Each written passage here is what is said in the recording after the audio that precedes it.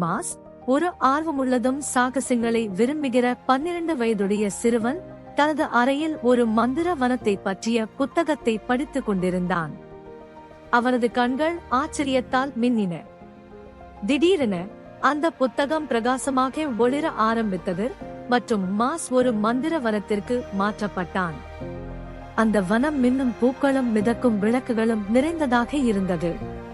அங்கே நிப்பிள் என்ற பேசும் அணிலுடன் மாஸ் சந்தித்தான். அந்த அணில் வனத்தை உயிரோடு வைத்திருக்க ஒரு மாயக்கல் தேவைப்பட்டதாக சொன்னது. மாஸ் மற்றும் நிப்பிள் ஒரு மின்னும் ஆற்றின் மீது ஒரு ஒளிரும் வானவில் பாலம் கடந்து அந்த மாயக்கல்லை தேடச் சென்றார்கள். ஒரு பளபளக்கும் கிறிஸ்டல் குகையின் ஆழத்தில் மாஸ் அந்த மாயக்கல்லை ஒரு அழகான ஒளியுடன் பிரகாசிக்க கண்டான்.